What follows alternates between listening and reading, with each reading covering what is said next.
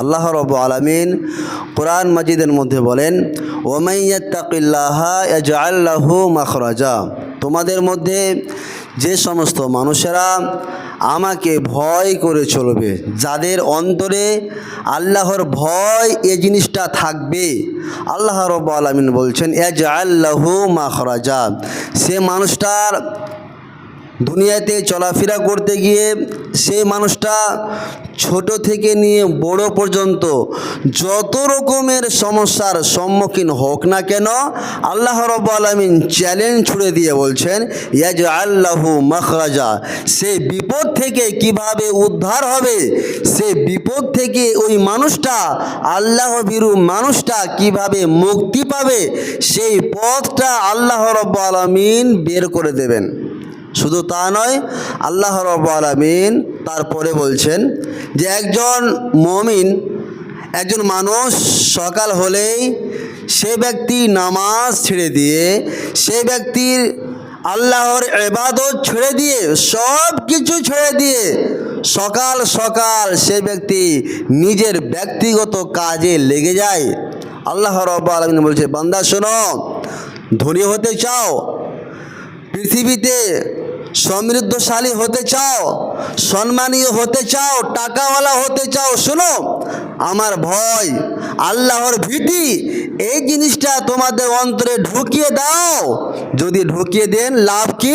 আল্লাহ রাব্বুল আলামিন বলছেন ওয়ায়ারযুকুহু মিন হাইসু লা ইয়াহতাসিব। আমি তোমাকে আমাকে ভয় করার কারণে আমি তোমাকে এমন সূত্রে, এমন পয়েন্টে, এমন মাধ্যমে আমি তোমাকে রুজি দেব, ধন সম্পদ দেব, টাকা পয়সা দেব, লা ইয়াহতাসিব। তুমি কল্পনাই করতে পারবে না যে আমি এত টাকাওয়ালা কি করে হলাম, আমি এত ধনী ব্যক্তি কি করে হলাম, কল্পনাই করতে পারবে না। লা ইয়াহতাসিব, তোমার যেটা ধারণার বাইরে সেই কাজটা আমি আল্লাহ করে দেব।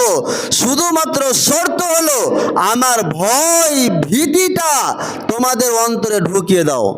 তাহলে বুঝতে পারছেন যে আল্লাহর ভয় যদি আজকে আমাদের ভিতরে থাকতো, তাহলে আজকে বর্তমান সময়ে যে মুসলমানেরা নানানভাবে যে মানুষেরা হেনস্থা হচ্ছে, সেই হেনস্থাটা আজকে হতো না। আর যদিও তারা করত, তাহলে সেই হেনস্থা থেকে মুক্তি পাওয়ার পথ আল্লাহ রাব্বুল আলামিন বের করে দিতেন, আমরা সাফল্য হয়ে যেতাম। কিসের দৌলতে? ভয়ের দৌলতে। কার ভয়? আল্লাহর ভয়। আপনি বলুন, আপনার অন্তরে হাত রেখে আপনি বলুন, আপনি আল্লাহকে কতটা ভয় করে চলেন? কতটা ভয় করে চলেন? বললেন মুফতি সাহেব খুব ভয় করি, কিন্তু নামাজ পড়তে পারি না, এটাকে ভয় বলা হলো? আপনি আল্লাহর ভয় বলছেন আছে, আপনার বাড়িতে সুদের কারবার চলছে, এটা কি আল্লাহর ভয় বলা হয় একে? আপনি বলছেন আমার আল্লাহর ভয় আছে, আপনি হারাম বিজনেস করছেন, হারাম পন্থায়, হারাম মাধ্যমে আপনি টাকা পয়সা উপার্জন করছেন, আর আপনি বলছেন আমার অন্তরে আল্লাহর ভয় আছে, এটাকে মানা যায়? আল্লাহর ভয় থাকলে একজন মানুষ, আল্লাহর ভীতিওয়ালা মানুষ নামাজ ছেড়ে বসে থাকতে পারে না। একজন আল্লাহওয়ালা মানুষ, আল্লাহ যদি ভয় থাকে, সেই মানুষটার দ্বারা সুদের লেনদেন হতে পারে না, সেই মানুষটার দ্বারা কারো প্রতি অন্যায় অবিচার করা হবে না, যদি ওর ভিতরে আল্লাহর ভয় থাকে। কাজে আল্লাহ রাব্বুল আলামিন সূরা আল ইমরান আয়াত নম্বর হচ্ছে 102, সেখানে বলছেন ইয়া আইয়ুহাল্লাযিনা আমানুত্তাকুল্লাহ হাক্কা তুকাতিহি, হে ঈমানদারগণেরা তোমরা আল্লাহকে ভয় করে চলো। যেই রকম আল্লাহকে ভয় করা উচিত সেই রকম ভাবে আল্লাহকে ভয় করে চলো। সাথে সাথে ওয়ালা তামুতুন্না ইল্লা ওয়া আনতুম মুসলিমুন, তোমরা মুসলিম না হয়ে মৃত্যুবরণ করো না। তাকওয়া বা আল্লাহর ভয়, এটা একজন মানুষের সম্বল। একজন মানুষ দুনিয়াতে যদি সম্মানীয় হতে চায়, আখেরাতে যদি সম্মানের পাত্র হতে চায়, সম্মানীয় যদি ব্যক্তি হতে চায়, সে মানুষটার করণীয় হলো অন্তরে আল্লাহর ভয় ঢুকিয়ে দেওয়া। জি, আমরা মানুষকে যে সম্মান দিয়ে থাকে কিসের কারণে? ধন সম্পদ দেখে, যে সমাজের মধ্যে কে লোকটা বেশি ধনী ব্যক্তি তাকে আমরা মানে সম্মান দিয়ে থাকি, তাকে আমরা রেসপেক্ট করি, কিন্তু আসলে সে ব্যক্তি কি সম্মানীয়? জি, আল্লাহ রাব্বুল আলামিন কোরআন মাজিদের মধ্যে বলেন, ইয়া আইয়ুহান নাসু ইন্না খলাকনাকুম মিন যাকারিন ওয়া উনসা, হে পৃথিবীর মানুষগণ শোনো, আমি তোমাদের একজন পুরুষ ও একজন নারী হতে সৃষ্টি করেছি। সৃষ্টি করার পরে ওয়াজআলনাকুম শুউবান ওয়া কাবাইলা, তারপরে আমি আল্লাহ তোমাদেরকে বিভিন্ন জাতি ও গোষ্ঠীতে বিভক্ত করেছি, যাতে করে লেতারাফু, যাতে করে তোমরা পরস্পরকে চিনতে পারো। দেখেন আল্লাহ রাব্বুল আলামিন একজন মানুষকে সৃষ্টি করলেন, তাদের মধ্যে আপনার লিঙ্গের ভেদাভেদ করলেন, কাউকে পুরুষ কাউকে মহিলা। এবার সৃষ্টি করার পরে তারপরে আল্লাহ রাব্বুল আলামিন প্রত্যেকটা মানুষের আলাদা আলাদা নাম রেখেছেন, আজিজুর রহমান, তারপরে আপনার হায়াত আলী। এই যে নাম কেন? যাতে করে এক অপরকে মানুষরা চিনতে পারে। এক একটা গ্রামের এক একটা গোষ্ঠীর নাম আলাদা আল্লাহ রাব্বুল আলামিন রেখেছেন, কেন? যাতে করে এক অপরকে তোমরা চিনতে পারো। কিন্তু জেনে রেখো, পৃথিবীতে একজন মেয়ে হয়ে আসা এটা কোনো সম্মানের ব্যাপার নয়, একজন ছেলে হয়ে আসা এটা কোনো সম্মানের ব্যাপার নয়। আমার বংশে ডাক্তার রয়েছে, কবিরাজ রয়েছে, ইঞ্জিনিয়ার রয়েছে, মাস্টার রয়েছে, মৌলভী সাহেব রয়েছে, এটা কোনো সম্মানের ব্যাপার নয়। আল্লাহ রাব্বুল আলামিন বলছেন, ইন্না আকরামাকুম ইনদাল্লাহি আতকাকুম, নিশ্চয় তোমাদের মধ্যে আল্লাহর নিকটে সে মানুষটাই বেশি সম্মানীয় যে মানুষটার ভিতরে আল্লাহর ভয় রয়েছে। তাহলে সম্মানীয় ব্যক্তিকে যার ভিতরে, যার অন্তরে আল্লাহর ভয় রয়েছে, সেই মানুষটাই হলো আল্লাহ রাব্বুল আলামিনের নিকটে সবচেয়ে বেশি সম্মানীয়। যে আপনি যদি আল্লাহ রাব্বুল আলামিনকে ভয় করে চলেন, তো আপনি হবেন আল্লাহর নিকটে সবচেয়ে বেশি সম্মানীয় ব্যক্তি। এর ব্যাপারে হযরতে আবু হুরায়রা একটা হাদিস, আবু হুরায়রা বলছেন, এক সময় একজন ব্যক্তি, বেদুইন ব্যক্তি এসে নবী সাল্লাল্লাহু আলাইহি সাল্লামকে জিজ্ঞেস করছেন, ইয়া রাসূলুল্লাহ সাল্লাল্লাহু আলাইহি সাল্লাম, মান আকরামুন নাস, আমাদের মধ্যে সবচেয়ে কোন ব্যক্তি আল্লাহর নিকটে সম্মানীয়? কাকে আমরা সম্মানীয় ব্যক্তি বলে পরিচয় দেব? নবীজি আমার বললেন, আতকাহুম, তোমাদের মধ্যে যেই মানুষটার অন্তরে আল্লাহর ভয় রয়েছে সেই মানুষটাই, সেই লোকটাই আল্লাহর নিকটে সবচেয়ে বেশি সম্মানীয় ব্যক্তি। তাহলে আমরা ক্লিয়ার হয়ে গেলাম যে আমরা যদি আল্লাহর নিকটে অথবা ভালো মানুষের কাছে যদি আমরা সম্মানীয় পাত্র হতে চাই, তাহলে আমাদের করণীয় হলো আল্লাহর ভয় অন্তরে ঢুকিয়ে দেওয়া। জি, আল্লাহর ভয় অন্তরে ঢুকিয়ে দেওয়া। যদি আল্লাহর ভয় থেকে যায়, তাহলে সবচেয়ে বড় কথা হলো আপনার দ্বারা কোনো পাপের কাজ হতে পারে না, আপনার মুখের ভাষা খারাপ হতে পারে না, আপনার হাতের পায়ের মুখের দ্বারা অন্যায় হতে পারে না। আপনি যদি কাউকে গালি দিতে যান আর আপনার ভিতরে যদি আল্লাহর ভয় থেকে, না অসম্ভব, আরে আমি গালি দেবো মানে আমাকে কিয়ামতের মাঠে হিসাব লাগবে, অসম্ভব, হবে না। আপনি একটা গুনার কাজ করতে যাচ্ছেন, আপনার ভিতরে যদি আল্লাহর ভয় থাকে আপনি কাজটা করবেন না। কেন? আল্লাহ আমাকে কিয়ামতের মাঠে ধরবে, আমি কি হিসাব দেব?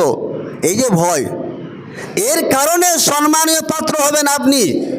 যখন আপনার দ্বারা কোনো গুনার কাজ হবে না এবং আপনি যখন গুনার কাজকে বর্জন করে দিবেন, ছেড়ে দিবেন, তখন সবচেয়ে সম্মানীয় পাত্র হবেন আপনি সবারই কাছে, সবারই কাছে। আল্লাহ রাব্বুল আলামিন বলছেন, ওয়ালামু আন্নাল্লাহা মাআল মুত্তাকিন, হে পৃথিবীর মানুষরা শোনো, আমি এমন একজন স্রষ্টা যেই স্রষ্টার গুণাগুণ হচ্ছে যে ওই স্রষ্টা ওই মানুষটাকেই ভালোবাসে, যেই মানুষটার ভিতরে মুত্তাকিন, যে মানুষটার ভিতরে তাকওয়া রয়েছে, ভয় রয়েছে, আমার ভয়টাকে রেখেছে, সেই লোকটাকেই আমি আল্লাহ রাব্বুল আলামিন ভালোবাসি।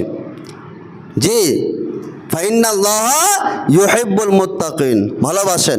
শুধু ভালোবাসেন না, আল্লাহ রাব্বুল আলামিন বলছেন, বান্দা শোনো, তোমরা যদি আমার ভয়টাকে তোমাদের অন্তরে ঢুকিয়ে দাও, তাহলে তোমাদের দুনিয়াতে চলাফেরা করতে গিয়ে তোমাদের যত ধরনের কাজ রয়েছে, সে কাজগুলোকে আমি আল্লাহ সহজ করে দেব।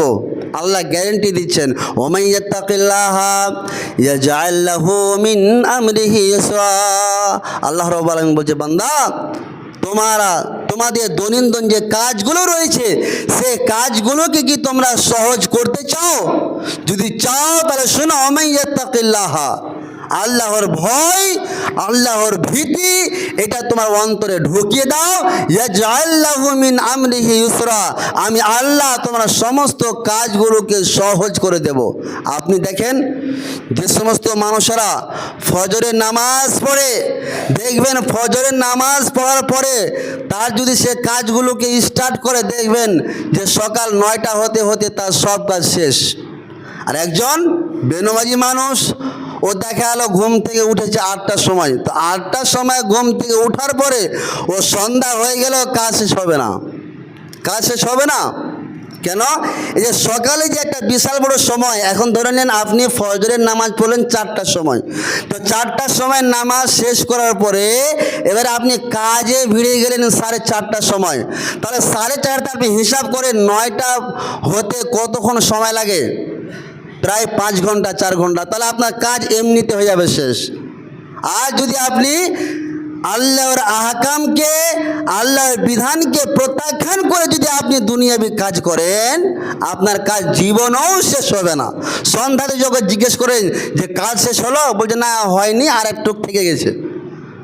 তাহলে এই যে আল্লাহর বিধান, যে তুমি আমাকে ভয় করে চলো, আমি তোমার কাজগুলোকে ইয়াজআল লাহু মিন আমরিহি ইউসরা, আমি তোমার কাজগুলোকে সহজ করে দেব।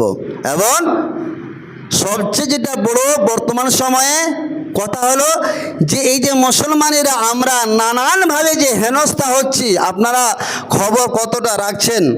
হতে পারে যে আমার থেকে বেশি রাখছেন খবর আপনারা। কালকে খবর আপনাদের বলে দিই, একটা খবর যে আপনাদের এই পশ্চিমবাংলা উত্তর 24 পরগনা গোপালনগর যে থানা রয়েছে, সে থানার আকাইপুর একটা স্টেশনের নাম, সেই স্টেশনের পার্শ্বে সোজা করে পাকিস্তানের পতাকা লাগিয়ে দেয়। এবার পুলিশ এসে সেখানে দেখে পতাকা কেন, পাকিস্তানের পতাকা কেন এখানে। পরে সার্চ করা গেল যে সেই আকাইপুরের বাসিন্দা, 2 বাসিন্দা, যার নাম হচ্ছে চন্দন মালাকার আর হচ্ছে বিশ্বজিৎ মণ্ডল, দুজনেই হিন্দু। এই দুজনেই হিন্দু বদমাইশি করে সাম্প্রদায়িক দাঙ্গা লাগাবার জন্য এরা কি করলো, ওই স্টেশনের পাশে শৌচাগারের ওপরে পাকিস্তানের পতাকা লাগিয়ে দেয়। জি, এবং সেটা সোশ্যাল মিডিয়ায় ভাইরাল হয়ে যায়।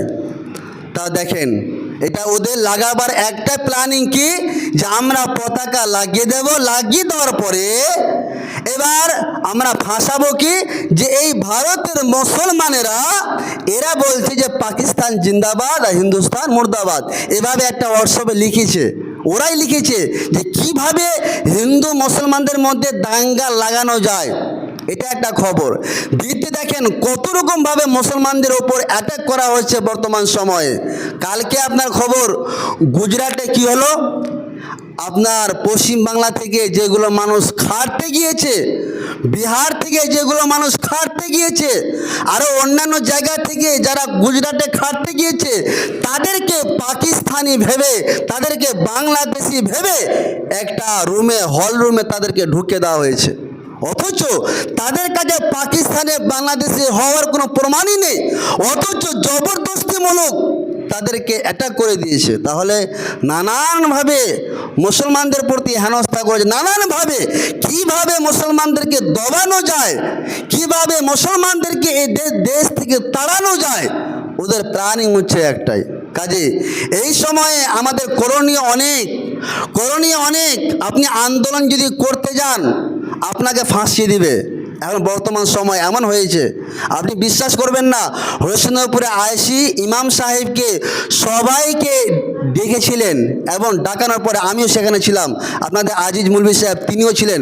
তো সেখানে আইসি সাহেব একটা খুব গুরুত্বপূর্ণ কথা বললেন কি, যে আমি আইসি কিন্তু আমার মুখ থেকে এগুলো কথা বলা উচিত নয়, কিন্তু তবুও বলছি বর্তমান সময়ে আমাদের কেন্দ্র সরকার চাইছে মুসলমানদেরকে দেশ থেকে হাঁকাবার জন্য, এবং সেই জন্য নানানভাবে কৌশল চলছে। কাজে আন্দোলনটা বন্ধ করা হোক, সব আন্দোলন বন্ধ করা হোক। তো দেশের পরিস্থিতি খুব ভালো নেই।